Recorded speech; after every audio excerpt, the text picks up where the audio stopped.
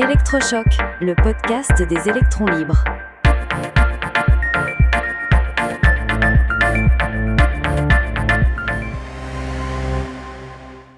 Permaculture, miracle écologique ou utopie hors sol. Aujourd'hui, nous allons plonger au cœur d'un sujet qui passionne et divise.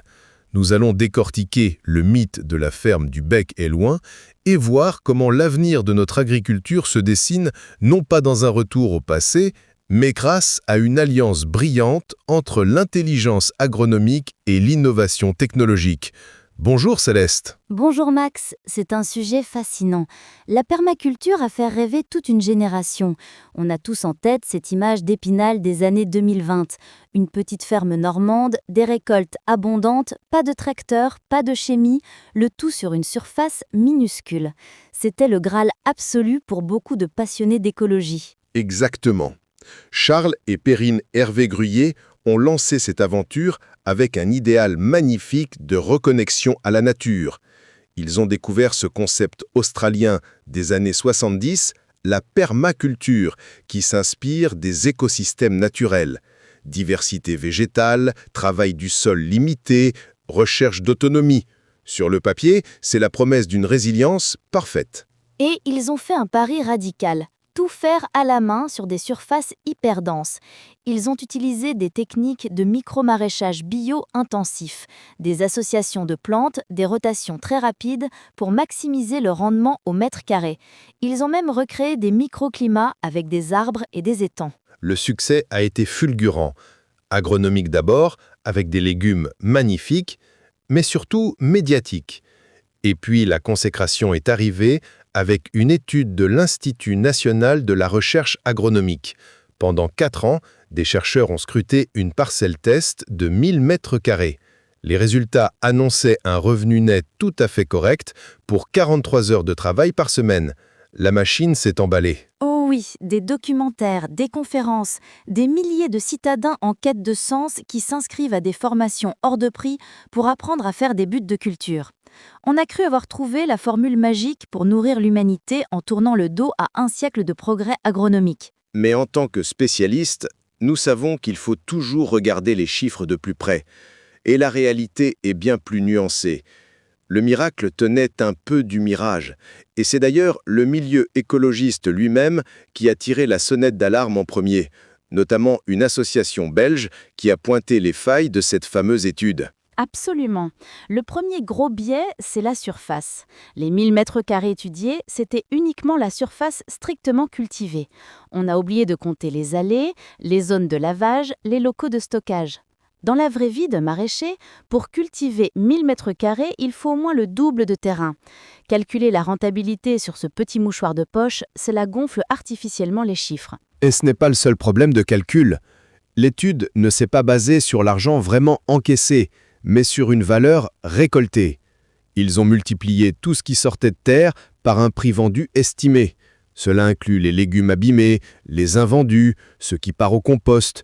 Économiquement parlant, confondre la production théorique et les ventes réelles, c'est une erreur colossale. Surtout quand on regarde ce qui est cultivé. Pour générer autant de valeur sur une si petite surface, il faut faire des choix drastiques. Oublier les pommes de terre, les carottes ou les oignons qui nourrissent les familles l'hiver, ça prend trop de place et ça ne rapporte pas assez. La ferme s'est spécialisée dans les mini-légumes, les jeunes pousses et les fleurs comestibles. Des produits de luxe, vendus à prix d'or à des restaurants gastronomiques. C'est un modèle de niche, très intéressant commercialement, mais totalement incapable de répondre aux défis de la sécurité alimentaire globale. On ne nourrit pas un pays avec des fleurs comestibles. Et il faut parler du vrai moteur financier de ce modèle. Ce n'est pas la vente de légumes qui fait tourner la boutique, c'est le tourisme vert, les visites payantes, la vente de livres à succès et surtout l'école de permaculture. C'est un écosystème très lucratif, mais qui vend un idéal de vie plus qu'un modèle agricole reproductible à grande échelle. Venons-en au secret agronomique, car c'est là que ça devient vraiment croustillant. Pour produire autant sur une terre peu fertile, surtout en hiver, on utilise la technique des couches chaudes. En clair, on cultive sur une épaisse couche de fumier frais. La décomposition chauffe le sol et accélère la pousse. Sauf que les quantités de fumier utilisées donnent le vertige. Des rapports ont montré qu'en une seule année, 780 kg d'azote ont été déversés. La loi est pourtant stricte pour protéger nos nappes phréatiques. Le plafond est de 170 kg par hectare. Et comment ont-ils fait pour rester dans la légalité? Un simple lissage administratif. Ils ont divisé cette quantité d'azote sur près de 5 hectares de leur domaine, incluant des prairies qui n'ont pas vu l'ombre d'un crottin. Sur le papier, c'est légal. Mais dans les faits, sur la petite parcelle cultivée, on est entre 9 et 30 fois au-dessus du plafond autorisé. C'est un véritable dopage aux intrants organiques. On est très loin de l'image de la ferme autonome. Cela fait peser un risque énorme de pollution des eaux et les sols ne sont pas les seuls à être sous perfusion. Le travail humain exigé est tout simplement titanesque. Les chiffres donnent le tournis. Pour cultiver ces 1000 mètres carrés, il faut compter jusqu'à 3000 heures de travail par an, incluant la vente et l'administratif. Ramené à l'hectare, c'est plus de 20 000 heures de labeur manuel. Il faudrait 7 à 8 personnes à temps plein pour un seul hectare. Pour vous donner une idée, en maraîchage biologique moderne et mécanisé, il ne faut qu'une seule personne par hectare. Si on voulait appliquer ce modèle manuel à toute la France, il faudrait embaucher plus de 3,5 millions de travailleurs agricoles. C'est 5 fois plus que le total des agriculteurs aujourd'hui. C'est là que notre regard se tourne vers l'avenir avec beaucoup d'optimisme. Cette expérience nous montre que l'intelligence des écosystèmes est précieuse. Comprendre les symbioses entre les plantes, enrichir la vie du sol, c'est fondamental. Mais vouloir le faire à la main, en refusant le progrès, c'est une impasse romantique. Exactement, Max. L'avenir n'est pas dans le retour au servage ou au travail éreintant. L'avenir, c'est de prendre ces formidables principes écologiques et de les coupler avec la technologie moderne. La robotique légère, les capteurs de précision, l'intelligence artificielle pour gérer les associations de cultures complexes. Nous avons aujourd'hui des tracteurs électriques ultra légers qui ne tassent pas les sols. Nous avons des drones capables de surveiller les besoins en eau plante par plante.